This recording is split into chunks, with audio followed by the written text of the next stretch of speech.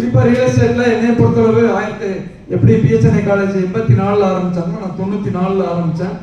நான் இபியில் ஒர்க் பண்ணிட்டு இந்த ரியல் எஸ்டேட் பிஸ்னஸ் என்னோட மிஸ்ஸஸ் நேமில் எங்களோட கான்ட்ராக்ட் ரெகுலேஷன், ஏன்னா நான் இபியில் ஒர்க் பண்ணையில் அந்த கிரேட் 3க்கு வந்து அந்த கான்ட்ராக்ட் ரெகுலேஷன் கிடையாது, ஏன்னா பிஸ்னஸ் பண்ணக்கூடாது. ஆனால் எங்களுடைய இதில் அது இல்லை. அதனால் என்னோட மிஸ்ஸஸ் பேரில் 94ல் ஸ்டார்ட் பண்ணி கிட்டத்தட்ட 31 இயர்ஸ் கம்ப்ளீட் ஆகிடுச்சு. அது ஸ்டார்ட் பண்ணையில் நல்லா சொல்லணும்னு சொன்னால் எங்களுக்கு ஃபேமிலி பிஸ்னஸ்ங்கிறது ரீட்டைல் ஆயில் ஷாப் தான். ஒரு கடை 35 வருஷமாக எண்ணெய் கடை மெயின் ரோடில் இருக்குது. அது வந்து எங்கள் கடைக்கு பேர் வந்து புளியமரத்து கடைம்பாங்க. 95 வருஷத்துக்கு முன்னாடி எங்கள் அப்பாவும் பெரியப்பாவும் சின்ன ஒரு புளியமரத்துக்கு கீழே கடை எல்லா எண்ணெயும் வாங்கி வச்சுருந்தாங்க. அப்புறம் பின்னாடி ஒரு கடை கிடச்சி அங்கே பெருமாட்ட அபிராமன் கோயிலில் அந்த சவுத் ஃபேஸிங்கில் வச்சுருக்கோம்.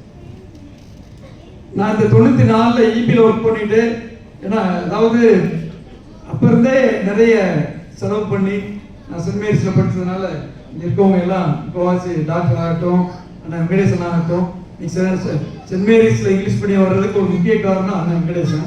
அடுத்து இப்போ சிபிஎஸ்சி லோயலா டக்குன்னு அவரோட பிரான்ச்சா இங்கே வர்றதுக்கும் அவர் தான் ஸ்டெப் எடுத்தார். எங்கள் பசங்களாம் படிக்க முடியல, எங்கள் பேரங்களாம் படிக்கணும்னு சொல்லி அண்ணன் முன்னெடுத்தது. அவருக்கு பின்னாடி நாங்கள் அந்த அலுமினியிலேருந்து இந்த போஸ்ட் பண்ணுறதுனால தான் இது வந்திருக்கு.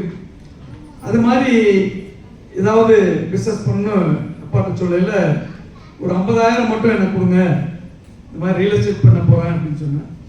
அப்போ எங்கள் எண்ணெய் கடைக்கு வந்து இந்தியன் ஓவர்சீஸ் பேங்க்கில் 10 லட்ச ரூபா லிமிட். 94ல் எண்ணெய் கடைக்கு ஓடி லிமிட் வந்து 10 lakhs. 10 lakhs அப்படியே பேங்க்கில் இருக்குது. நான் அந்த பேங்க் இன்ட்ரெஸ்ட்டாக பேங்க்கில் கட்டிடுறேன்.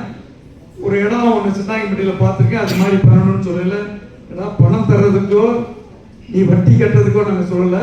பட் ரியல் எஸ்டேட் வந்து அது பிரச்சனையானது, அதில் அடிதடி வரும், கோர்ட் கேஸ் வரும், இது மாதிரி பிரச்சனை நீ சந்திக்கணும், அதனால அது வேணாம், வேற ஏதாவது பிஸ்னஸ் நீ பண்ணுன்னு சொன்னார்.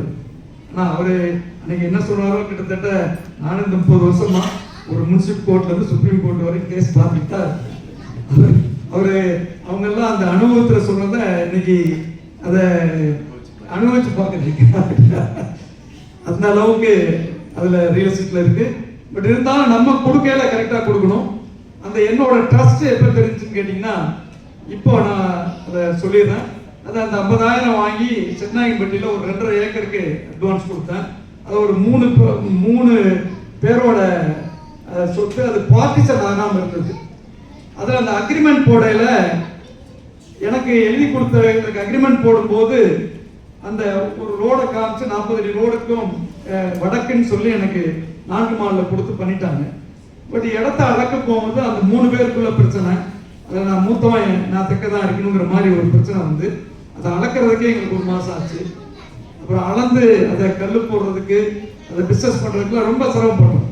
அதாவது அந்த 50,000 ரூபா ஃபஸ்ட்டு முதலீடுன்னு நான் செஞ்சது. அதுக்கப்புறம் தான் தெரியுது அவங்களுடைய தேவைகளுக்கெல்லாம் அவங்க பணம் கேட்பாங்க ஒரு இடத்துக்கு. நான் இங்கே ஒரு இருதயராஜ் அதில் இருக்கிறதுனால அவருக்கு தெரியும். அது அந்த அவங்களுடைய தேவைகள், கல்யாணம், ஒரு ஏதாவது உடல்நிலை சரியில்லை, இந்த மாதிரி இதுக்கெல்லாம் பணம் கேட்டுக்கிட்டே இருப்பாங்க. இதில் பிஸ்னஸ் ஆகலை. நம்ம நினச்சோம் 50,000 போட்டு அட்வான்ஸ் பண்ண கொடுப்பாங்க, அதை வச்சு பண்ண முடியும்னு நினச்சி பண்ணோம். அப்படி பண்ண முடியல. கிட்டத்தட்ட எனக்கு மேரேஜ் பண்ணதுக்காக எனக்கு போட்ட செயின், எனக்கு போட்ட ப்ரெஸ்லெட்டு, எனக்கு போட்ட மோதிரம், நான் இன்ன வரைக்கும் ப்ரெஸ்லெட்டு, செயின், ரிங்கெல்லாம் அதுக்கப்புறம் போடவே இல்லை. நான் என்னோட பையனுக்கு பண்ணது இதெல்லாம் விற்று அவனுக்கு ஒவ்வொன்றா கொடுக்குற மாதிரி ஒரு சூழ்நிலை.